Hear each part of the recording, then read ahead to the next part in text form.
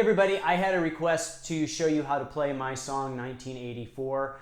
In this video I'm going to talk a little bit about how I recorded it and show you how to play the song. If you haven't heard it, it's available under the My Music category on my YouTube page. It's also available on Spotify and it's also available on Wavlake. If you haven't heard of Wavlake, it's a music streaming platform that's based on the Bitcoin blockchain. And what is very cool about Wavlake is it operates very similar to Spotify, although there's a very limited amount of artists on it right now. But you can send money using Bitcoin directly to the artists, and Wavlake takes like this tiny amount, like almost imperceptible amount, as opposed to Spotify, which takes most of the money and gives musicians almost nothing. But that's a topic for another day. Anyways, the song is in standard tuning. And if you appreciate this content, please like and subscribe. It really helps my channel out a lot. And check out my website, ScottOBrienGuitar.com. I'll be posting a tab for this song up there, as well as hundreds of other punk rock and grunge songs that you probably have actually heard of. And here we go. All right, so for this song, I used two guitars. I recorded with this one playing through my Fender Twin reverb amp, using a Boss DS1 distortion pedal. And then I also used the Big Muff for this like third guitar layer that I added just in one part, which I will show you later. And then the second guitar was a Les Paul with a P90 in the bridge pickup section and my Mesa Rectoverb amp using the amp's built-in distortion no effects pedal. Again, as I said before, the song is in standard tuning. And it starts off with this bass part, which I will show you how to play the bass part. I'm just going to use a clean tone on my guitar to show you the bass part. I'm not going to plug my bass in there and do that. So the bass part starts like this.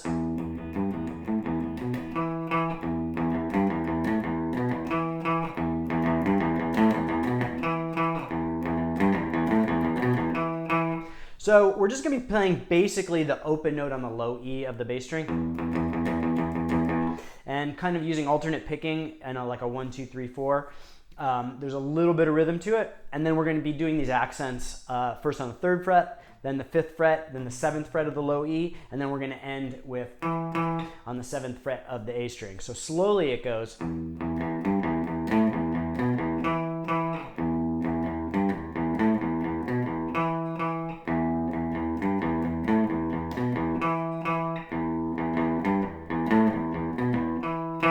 And then after a few times of just bass and drums, the guitar is going to come in. And the main guitar part goes like this.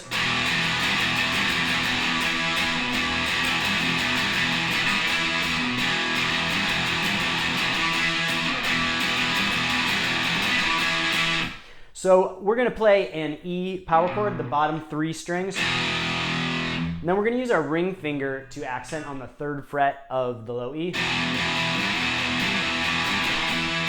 And the accents are at the same spot as the bass is playing those accents. Except the guitar is just going to be playing on the 3rd fret of the low E. So. And then we're going to go up and play an E, and it's going to be an E octave.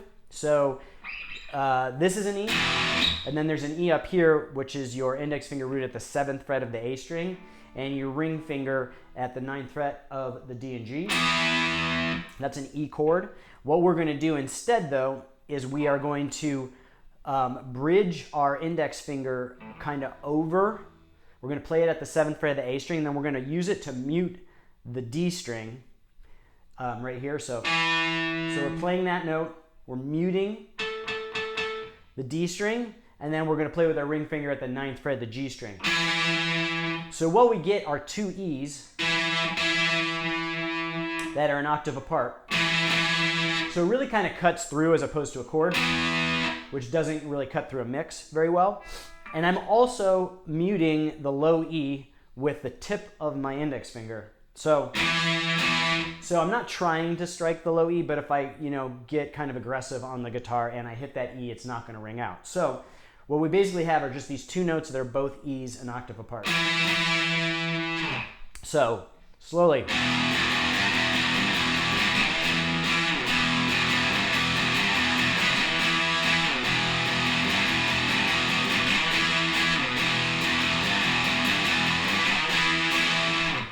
And then the second guitar is basically playing that same part, except it's going to play the E chord.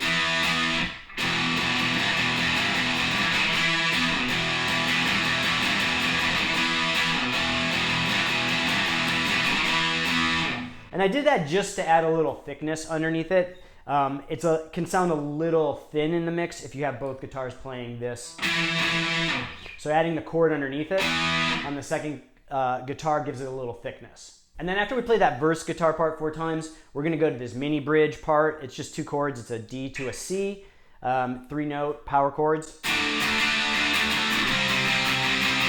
And so we're just going to play index finger rooted at the 5th fret of the A string and ring finger bridge across the 7th fret of the D and G.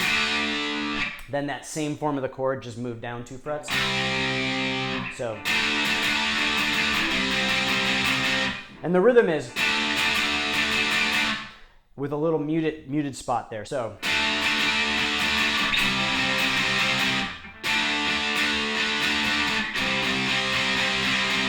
and so to do that muted note, we're just going to lift our fingers off of the strings and deaden them to get that clicking sound. So, and then both guitars are going to play that same part right there. And the reason I did that is to make it a little bit more powerful sounding. The drums are kind of accenting hard there, and having the 2 guitars doubled, playing the same thing, is going to make it a little bit more powerful sounding. So then after we go through that verse part and the mini bridge, we do the verse part again, then the mini bridge, and then we go into this chorus part, and it goes like this.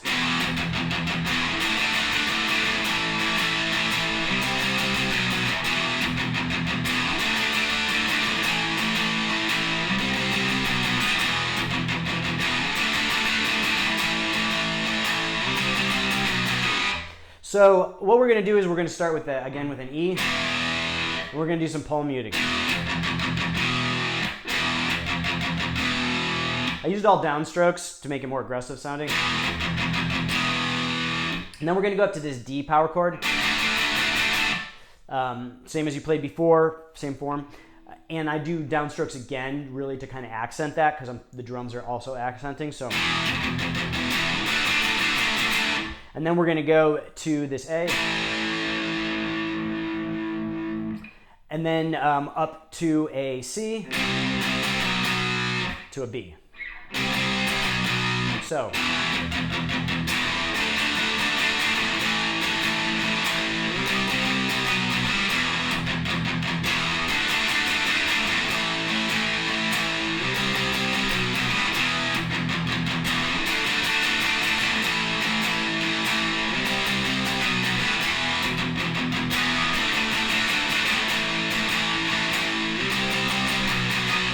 And then after the chorus, before we go back into the verse, there's going to be this little fill. And the rhythm guitars are playing that same verse part in the background. And the fill goes like this. And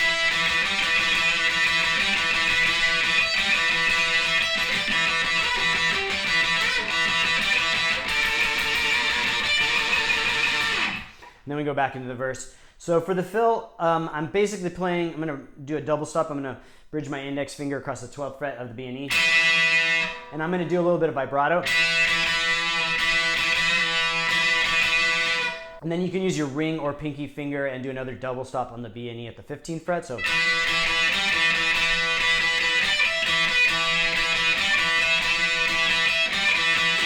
And so I'm going to do that for, I think it's like about 2 bars. And then I'm going to kind of do a little variation on that. I'm going to do this Chuck Berry bend with my index finger bridge across the 12th fret. And then I'm going to bend at the 14th fret of the G. So. And then go back to that 15th fret double stop. So. And then the last measure or bar, I'm going to play the 15th fret on the B string with my ring finger and 14th fret of the G string with my middle finger, and do a bend on both strings. And just back and forth like that. So slowly all the way through it sounds like this.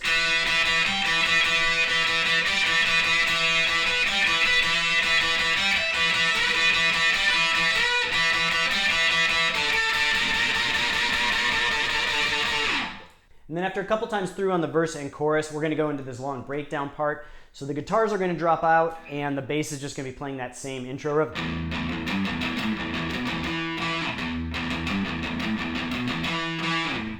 And then after about 4 measures, the guitars come in, and each guitar is kind of doing something a little different at the start, but it's very similar. They're basically just open E chords. So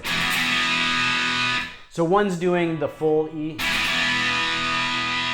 another's doing just the E power chord.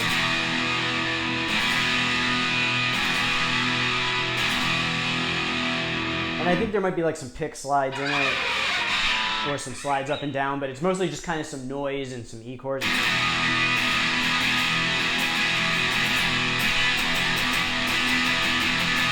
And kind of a build up. And then we go into this breakdown part, which is just it's kind of a different play on that same riff. It's based in E, and it goes.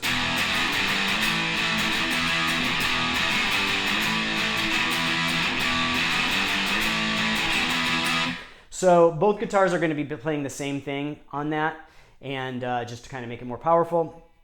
And we're basically those root notes that the notes that the bass is playing.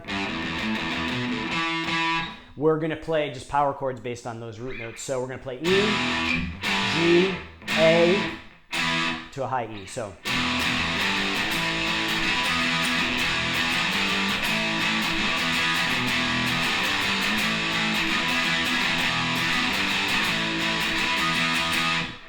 And that's pretty much all there is to it. It does that another maybe 4 measures.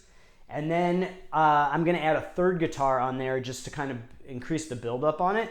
And what I'd like to do to kind of keep it from getting muddy in the mix, because the more guitars you add, the more difficult it gets to kind of keep them separate. So what I did was I added the big muff, which is going to get really noisy here, on top of the distortion, the DS1 that I already have going. And in order to keep it like from getting too thick, instead of playing those full power chords, I just played the 3rd and 5th of the chord, which is basically just 2 notes. And instead of playing the root note, like for the E, it would be open on the low E. I skip that and I just play the 2nd fret on the A and D. And then again for the G, I play the 5th fret on the A and D. For the A, I play the 7th fret on the A and D. And then for the high E, I just play the 9th fret on the D and G string. So I'm just basically dropping that root note of the chord. And so it sounds like this.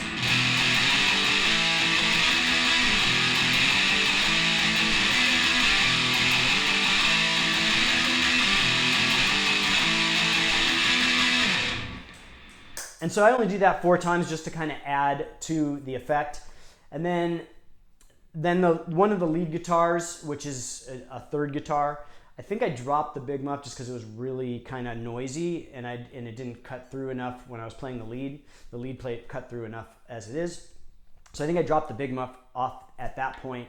And then the lead guitar is just kind of ad-libbing, mostly just with these double stops at the 12th fret of the B and E. So it comes in just like alternate picking, just really quickly, like.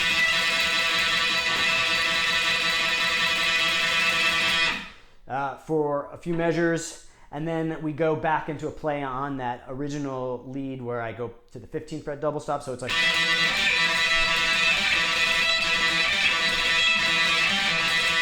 Does that for a little bit, and then I kind of go back and forth like.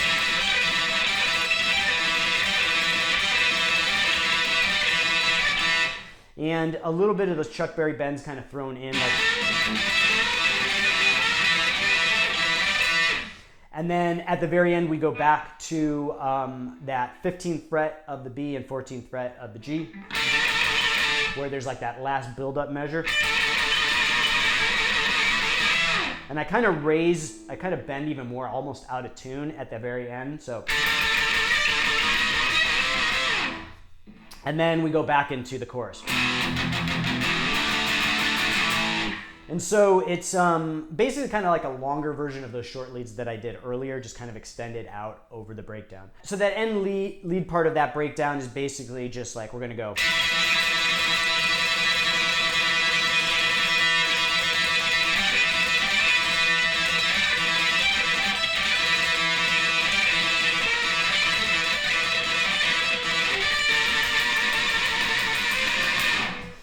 That's kind of like a condensed version of it. And then after the breakdown, we go back into the chorus.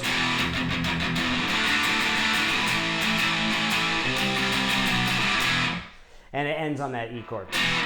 So that's it for this one. I hope you liked the video. If you appreciate this content, please like and subscribe. If you want to check out my music, I have some music up on the My Music section of the YouTube page, so you can kind of scroll through. I think 1984 is probably the first song up there. You can also check it out on Spotify, and I suggest you really check out Wavlake. I think it's really a cool platform for artists. I think the more that get on there, the more are going to really benefit from getting most of that money as opposed to having Spotify take most of it. And that's it for this one, and I'll see you guys next time.